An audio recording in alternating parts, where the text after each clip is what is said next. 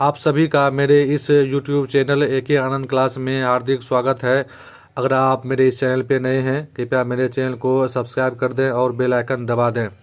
आज हम लोग इस क्लास के माध्यम से क्लास 12वीं के अंतर्गत हिंदी विषय को पढ़ने वाले हैं। हिंदी विषय का एक महत्वपूर्ण चैप्टर पद है। इसके लेखक हैं सूरदास।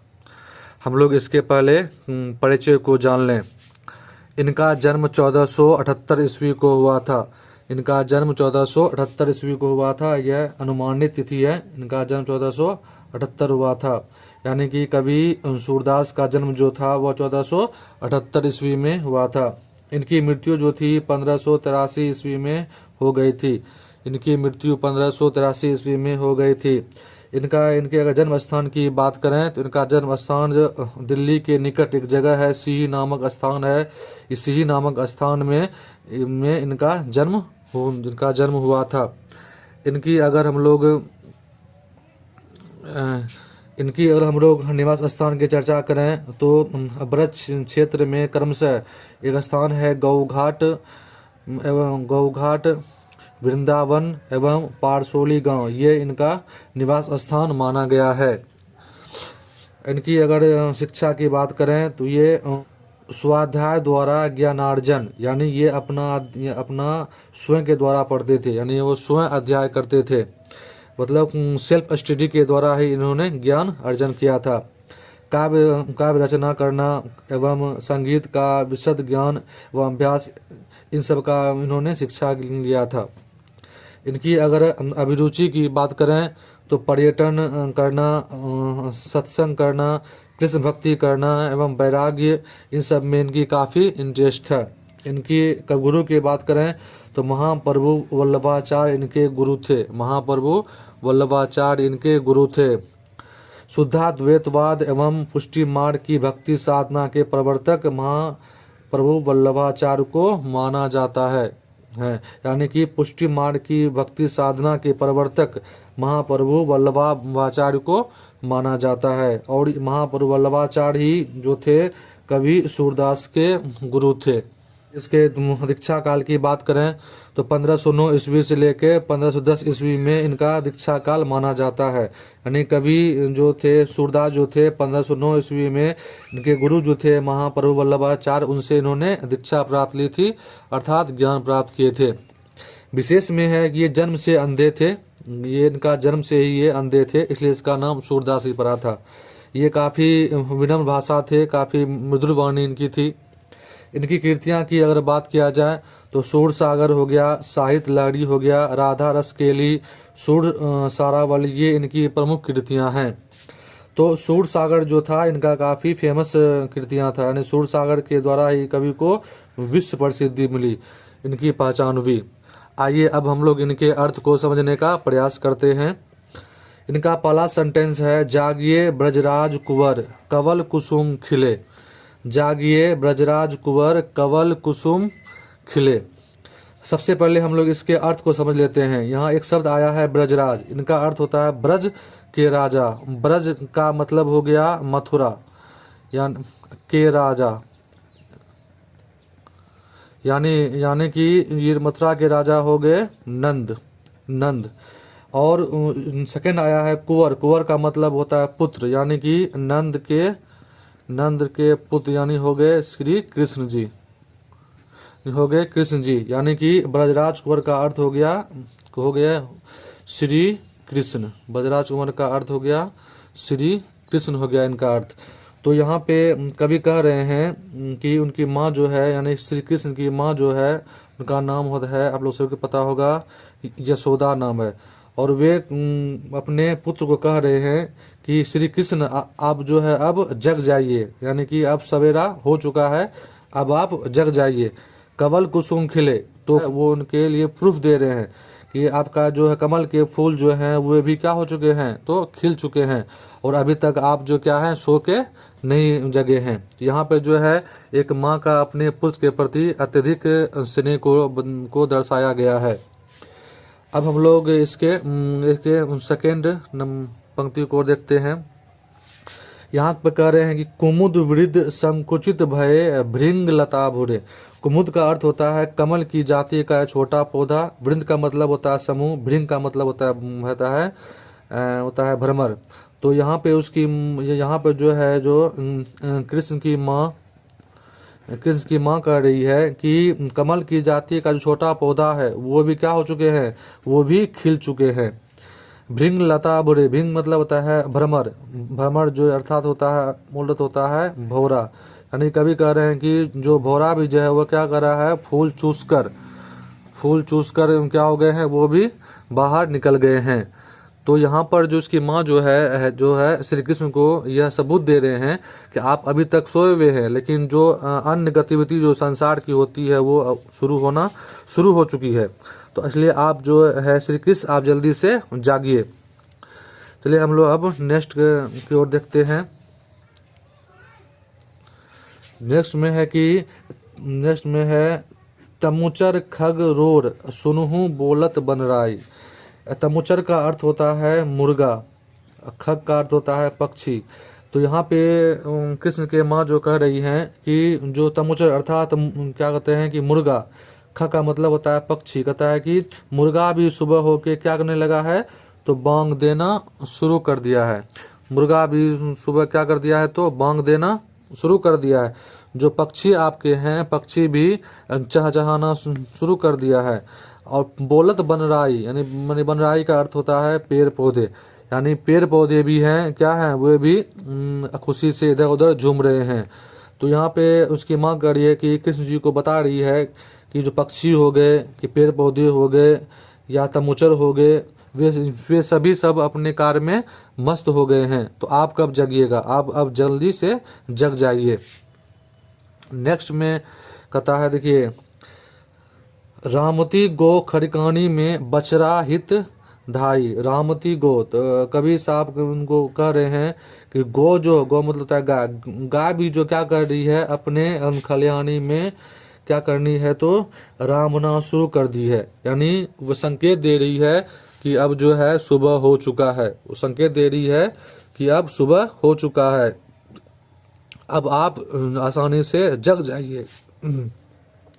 बछड़ा हितधाई, जो कहता है कि बछड़ा भी है क्या हो रहा है, अपनी माँ से मिलने के लिए व्याकुल हो रहा है। बछड़ा के लिए क्या हो रहा है, हित अच्छी बात हो रही है। धाई मतलब होता है माँ। तो क्या है, बछड़ा भी अपने माँ से मिलकर काफ़ी खुश हो रही है, अपने प्रसन्न हो रही है। नेक्स्ट कहता है, विधु मलिन रवि प्रकाश गावत नर नारी। विधु मतलब होता है चांद, कहता है चांद भी क्या हो गया है, अब मलिन हो गया है और सूर्य का प्रकाश धरती पर आ चुका है, अब तो आप जग जाइए। गावत नर नारी मतलब कि नर नारी जो हैं एक नए सुबह के आने से काफ़ी खुश हो गए हैं, आपस में गीत गा रहे हैं। तो कभी यहाँ पे कह रहे हैं कि हे कृष्ण अब तो आप जग जाइए। जो गांव की नर नारी वे सभी क्या हो रहे हैं, जग कर खुशी मना रहे हैं, अब तो आप जग जाइए। लास्ट में कहते हैं, सूर श्याम प्रातः उठो। सूर मतलब यहाँ हो गया सूरदास। यहाँ पे कभी कह रहे हैं सूरदास कि हे श्याम मतलब हो गया कृष्ण जी, हे श्याम आप तो आप सवेरे जगिए। कमल हाथ धारी, अम्बुज मतलब कमल, मतलब कभी साहब अपने हाथ में कमल धारण करके श्री कृष्ण से विनती कर रहे हैं, अब तो आप जग जाइए क्योंकि अब सुबह हो चुकी है। आइए अब हम लोग इस पद के सेकेंड पार्ट को देखते हैं। जीवत श्याम नंद की कन्या। जीवत श्याम नंद की कन्या, हम लोग इससे पहले कुछ इनके अर्थ को समझ लेते हैं। जीवत का अर्थ होता है भोजन करते हुए, कन्या का मतलब होता है गोद। तो यहाँ पर जो कवि सूरदास हैं कृष्ण के बालपन का वर्णन किया है कि जब श्री कृष्ण भोजन कर रहे हैं तो भोजन करने वक्त के जो वहाँ का माहौल है, जो वहाँ का दृश्य बन रहा है, उस दृश्य का वर्णन कवि ने इस पद में किया है। तो यहाँ पर कवि कहते हैं कि श्री कृष्ण जो है नंद के गोद में बैठते हुए काफ़ी प्रसन्न हो रहे हैं, तो उन्हीं का वर्णन कवि पे यहाँ पे किया है। वही कह रहा है कि जीवत श्याम नंद की कन्या, यानी भोजन करते हुए जो है श्री कृष्ण कहाँ है, नंद की गोद में जाकर बैठ जाते हैं। यानी कि भोजन करते हुए श्री कृष्ण जो है नंद की गोद में जाकर बैठ जाते हैं। कछु खात कछु धरणी गिरावत, यानी कुछ खाते हैं और कुछ पृथ्वी पर गिरा देते हैं। यानी बच्चे का आप लोग देखे होंगे, जो छोटा बच्चा होता है अगर आप उसे कुछ खाने दे देते हैं तो वो कुछ खाता है और कुछ धरती पर गिरा देता है। तो सेम चीज़ वहीं पर हो रहे हैं कि वो सेम चीज़ वहाँ पर हो रहा है कि श्री कृष्ण जो है कुछ खा रहे हैं और कुछ धरती पर गिरा रहे हैं। छवि निरखती नंद रनिया, यानी कि छवि का मतलब होता है चेहरा, यानी कि नंद की पत्नी, नंद रनिया का मतलब होता है नंद की पत्नी, अर्थात हो गया यशोदा। यानी कि नंद की पत्नी जो है वो श्री कृष्ण के इस छवि को देखकर काफ़ी प्रसन्न हो रहे हैं, यानी अपने पुत्र को देखकर जो है काफ़ी प्रसन्न हो रहे हैं। फिर कहता है कि बड़ी बड़ा बेसन बहु भातेनी व्यंजन विविध अगनिया, यानी कि ये जो बड़ा बेसन है ये सभी खाने के व्यंजन हैं। यानी कह रहे हैं कि श्री कृष्ण जो है बहुत प्रकार के व्यंजन को वो खा रहे हैं। यहाँ कुछ व्यंजन का उदाहरण दिया गया है, जैसे हो गया बड़ी, हो गया बड़ा, हो गया ये बेसन, ये सब क्या है, बहुत सारे खाने के व्यंजन का उदाहरण है। तो व्यंजन विविध अगनिया मतलब अनेक प्रकार, इतने व्यंजन उनके पास है उनकी गिनती नहीं है।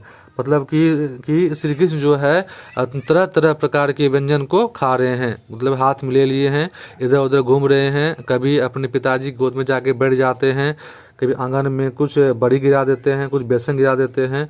तो अन्य प्रकार से कवि ने उनके बाल रूप का वर्णन किया है। अब हम लोग आगे देखते हैं। आगे इनकी पंक्ति है, डारत खात लेद अपने कर, डारत मतलब होता है डाल लेते हैं, मतलब खा लेते हैं, लेद अपने कर अपने हाथ से, यानी जो श्री कृष्ण जो है अपने हाथ से क्या कर रहे हैं, अपने मुंह में डाल रहे हैं। रुचि मानस दधी दनिया, रुचि मतलब होता है अच्छा लगना, यानी उसको जो है दही की दोनी जो है श्री कृष्ण को काफ़ी अच्छा लग रहा है, यानी कि उनके बाल रूप जो है श्री कृष्ण जो है उनको जो है दही की दोनी काफ़ी अच्छा लग रहा है और वे उसे अपने हाथ से लेकर अपने मुंह में लेकर खा रहे हैं। फिर कहता है यहाँ पर मिश्री दधी माखन मिश्रित करी मुख नावत छवि धनिया, कहता है कभी वो क्या करते हैं, मिश्री को खाते हैं, कभी दही को खाते हैं, कभी माखन मिश्री को मिलाकर खाते हैं, मुख डालत यानी अपने मुख में डालते हैं। और इन सब की छवि को देखकर क्या होते हैं, वहाँ की धनिया मतलब होता है गोपी जो वहाँ के जो हैं उनकी माँ जो है काफ़ी धन्य हो रहे हैं, काफ़ी उनको इस उनके रूप को देखकर काफ़ी मज़ा आ रहा है। फिर देखिए यहाँ है अपुन खात नंद मुख नावत, अपुन मतलब होता है स्वयं, यानी कि श्री कृष्ण जी क्या कर रहे हैं, स्वयं भी खाते हैं, यानी श्री कृष्ण जो है स्वयं भी खा रहे हैं। नंद मुख नावत यानी नंद के मुख में, यानी अपने पिताजी के मुख में भी अनाज को दे रहे हैं, यानी कि वो खुद भी खा रहे हैं और अपने पिताजी को भी खिला रहे हैं। सो छवि कहत न बनिया, मतलब यह इतना अच्छा वहाँ का स्वरूप बन रहा है, इतना अच्छा रूप बन रहा है, उनका वर्णन करते नहीं बनता। यानी कि जो श्री कृष्ण के बाल रूप हैं उस बाल रूप का वर्णन काफ़ी ज़्यादा हो रहा है। जो रस नंद यशोदा बिलसत सो नहीं त्रिभुवनियात, यहाँ पे कवि कह रहे हैं कि ऐसा जो आनंद है यह सिर्फ आनंद नंद और उनकी पत्नी को ही मिल रहा है, ऐसा आनंद अन्य किसी भवन यानी तीनों लोक में ऐसा आनंद नहीं मिल रहा है। नेक्स्ट है भोजन करी नंद अचमन लिन्हो मांगत सुर जुठनिया, भोजन करी यानी भोजन करने के बाद जो है श्री कृष्ण जी को नंद जी क्या करते हैं, कुल्ला करवाते हैं और उसका वर्णन करवाते हैं। उसके बाद जो खाने के पश्चात जो क्या होता है, थोड़ा सा जूठा गिर जाता है, कभी वही सुदास कर रहे हैं काश मेरा ऐसा होता नसीब हम उसके जूठन को भी खा सकते तो मेरा जीवन धन्य हो जाता। ये आपके पद के अर्थ लेखन थे और उम्मीद है आप लोग इसके अर्थ लेखन को समझ गए होंगे। अगर कहीं पर कोई दिक्कत है तो आप मेरे कमेंट सेक्शन में जाकर कोई दिक्कत हो वहाँ पर अपनी समस्याओं को डालिए, तो मैं उनके समस्याओं का उत्तर वहाँ से आपको दे दूँगा। कि अगर आप मेरे इस चैनल पे नए हैं तो मेरे चैनल को सब्सक्राइब कर लेंगे और बेल आइकन दबा देंगे। हम लोग इसके अगले वीडियो में इसके क्वेश्चन और आंसर को देखेंगे और इनके ऑब्जेक्टिव क्वेश्चन को हल करने का प्रयास करेंगे।